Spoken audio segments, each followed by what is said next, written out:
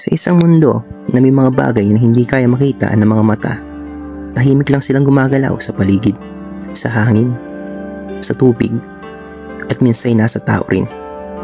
Sila ang tinatawag na Mushi. Ang Mushishi ay isang anime na kakaiba sa lahat. Wala itong malalaking laban o sigawan, pero puno ito ng hiwaga at ganda. Ang seryeng ito ay based sa manga na isinulat ni Yuki Oroshibara noong 1999. Mayroon itong 2 season. Ang unang season ay may 26 episodes at ang pangalawa ay tinawag na Mushishi The Next Passage na may 20 episodes at ilang special episodes. Ang anime naman ay ginawa ng Studio Artland at unang ipinalabas noong 2005. Pero ano nga ba ang mga nilalang na tinatawag na Mushi? Ang Mushi ay mga kaibang nilalang na may sariling buhay. Hindi sila tao, hindi sila hayop, hindi rin multo. Isa silang uri ng buhay na halos walang isip o emosyon. Minsan mukha silang alitap-tap na umiilaw sa dilim. Minsan na may parang usok, tubig o insekto. Maaaring magdulot sila ng sakit, pero minsan din nagbibigay sila ng kakaibang himala o kapangyarihan. Hindi sila masama at hindi rin sila mabuti. Nabubuhay lang sila ayon sa kalikasan. Parang ulan o hangin na dumarating lang kung kailan nila gusto. At sa gitna ng mundo ng Mushi at tao, naglalakbay ang isang lalaki na may puting buhok at isang mata. Ito si Ginko, ang Mushishi. Siya ang taong nakakakita at nakakaunawa sa mga Mushi. Ang trabaho niya ay tulungan ng mga tao na nagkakaroon ng problema dahil sa mga nilalang na ito. Hindi siya masasabing bayani. Isa siyang tagapamagitan ang nagbabalik ng balanse sa pagitan ng tao at kalikasan. Tahimik siyang naglalakbay, dala ang kanyang kahon na puno ng gamit at medisina. At sa bawat lugar na pupuntahan niya, may bagong kwento at bagong aral na matututunan. Sa bawat episode ng Mushishi ay parang isang maikling alamat.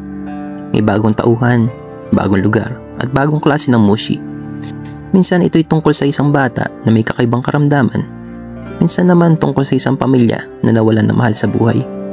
Lahat ng kwento ay may halong lungkot, pag-asa, at aral. Walang tuloy-tuloy na storya, kaya kahit anong episode na mapanood mo, maintindihan mo pa rin. Ang Mushishi ay tungkol sa ugnayan ng tao at kalikasan. Ipinapakita nito na may mga bagay sa mundo na hindi natin kayang kontrolin, pero kaya nating unawain at respetuhin. Dahil karamihan sa problema ng mga tao o karakter sa anime na ito ay nangyayari dahil sa kakulangan ng pag-unawa o pagiging sakim.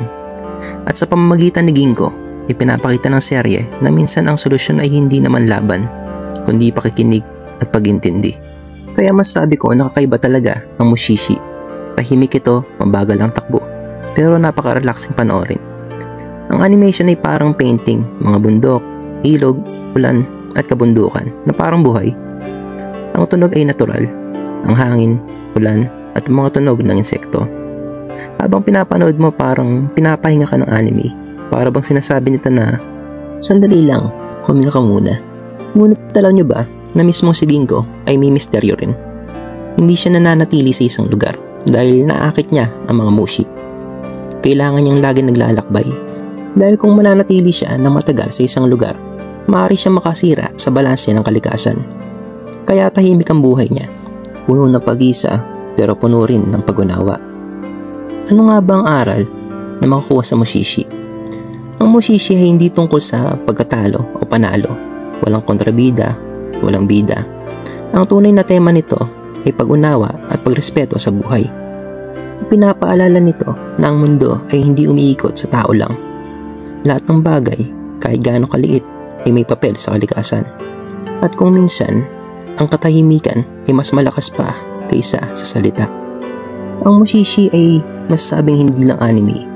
Isa itong karanasan. Isa itong paalala na sa likod ng bawat ingay at gulo ng mundo, may mga tahimik na bagay na may malaking kahulugan. Kaya kung gusto mong makaramdam ng kapayapaan, subukan mong panoorin ang Mushishi. At baka sa katahimikan na to, marinig mo rin ang boses ng kalikasan.